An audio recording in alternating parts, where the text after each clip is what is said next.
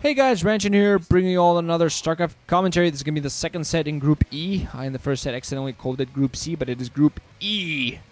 And this is, of course, the Whatever MSL, 2010 Spring Season, also known as the Ranchin MSL, and officially known as the 19th Live MSL. That just sounds boring.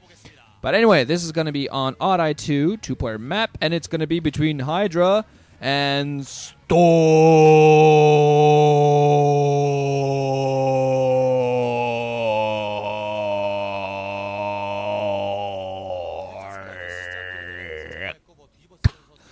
The second part of Bork. No, I'm not going to do that again. The second part of Bork.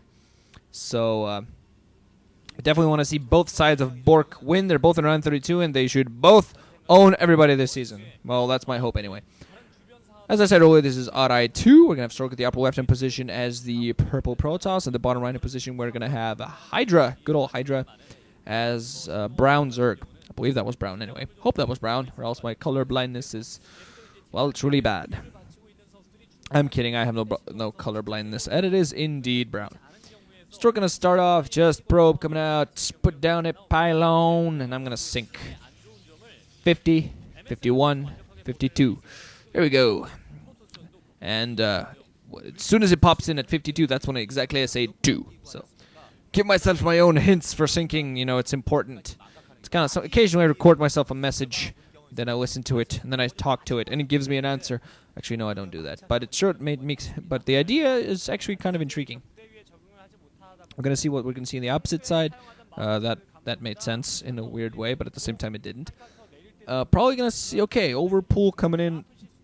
I thought about the possibility of a 12 hatch, but nothing doing, says Hydra. He's gonna go for an overpool, gonna force Stork to plop down those 2 cannons after his Nexus. But we're gonna see how annoying he manages to be with his probe. Primarily, what he's gonna want to do with his probe. The main important factor is, follow that drone, deny that naturally as long as possible. We're gonna see what Hydra does, what Zergs tend to do on this map. They see a probe following their drone, they're like, you know what, screw you then, 4 o'clock, plant the base there.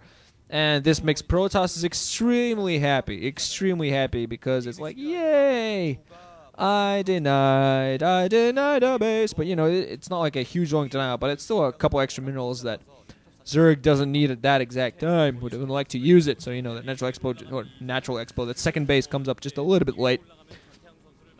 But we'll most likely we'll see a 4th base coming in. Hydra going to go for the full 6 lings to most likely just try to take that probe down. Probably not going to manage to run by. We're going to see the Nexus coming down very soon. Probably going to see the cannons follow as soon as that Forge is ready, which it should be right now. I think I saw a drone coming off the line. Actually, Gateway before. Okay, Gateway before cannons. He's feeling fairly safe.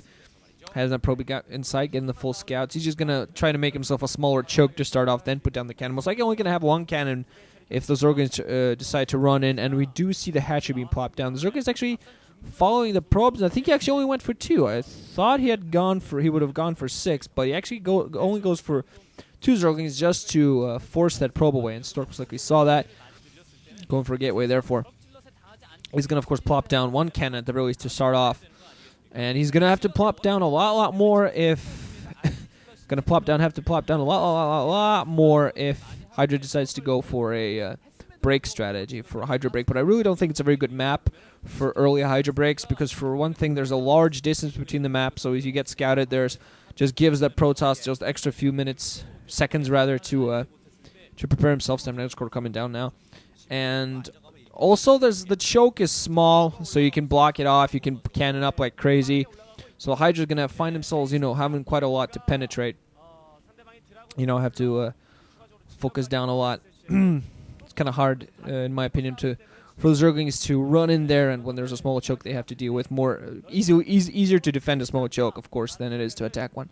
7 minutes crew almost ready, and we saw the lair coming up for Hydra as well. So we're gonna see, probably just gonna go for good old standard Sauron. Gonna get those Scourge out there, fly in, pick off that Corsair. And usually, you know, this is pretty much the standard stuff. You get, you know, Forge Fast Expand for Protoss, Stargate, Corsair Scout, and after that, something different happens. So that from then on, you know, deviation for many different deviations, many different things can happen. But usually that is the standard stuff. Zergs against Protoss go for two bases. and go for Hydras to start off. Sometimes decide to go for a fake out and go heavy mutas instead, with those 3 gas definitely allowing them to. And I've seen those fake outs happen, and I've seen them work. So we're going to see what happens. Stork, nice. Moving out with a probe at just the right time before the Corsair comes out to get that scout going. This might force Hydra to hide his tech at a different location, at a different, more vulnerable location, but he's not going to bother even. Just putting down the Spire, letting Stork know, hey, I'm not going for anything crazy. If the Hydra then comes out, it's probably going to come down at that 4 or that 6 just to act as a blockading building. SimCity, people. SimCity. It's important. Otherwise, you want to get yourself DT rushed in and killed.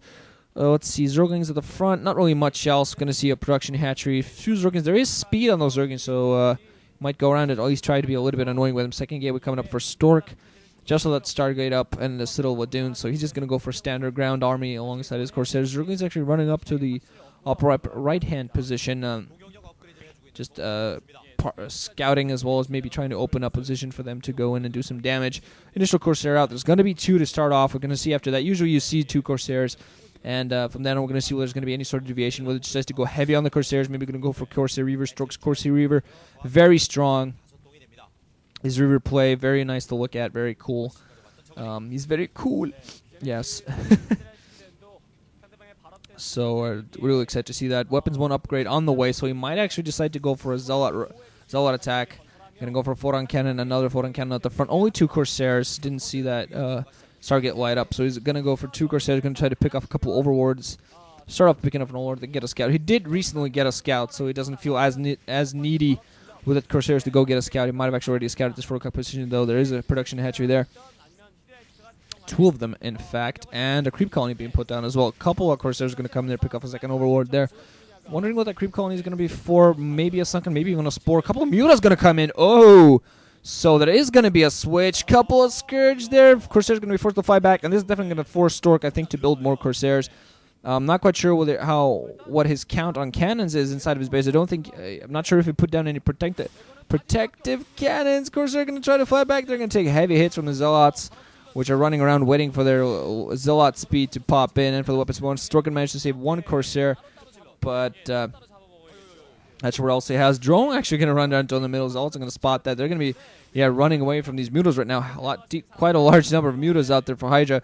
This is giving Stork enough time to put down cannons, though. 2 cannons inside of his main, 1 inside his natural so far. I think I saw that Stargate blinking altogether. Not too sure. A couple of cannons at the front, at the very least, are going to prevent the Mutas from coming in at the front, but they might come in from the south side inside of the natural X-Men, do a lot of damage. There's going to be a Sunken colony at the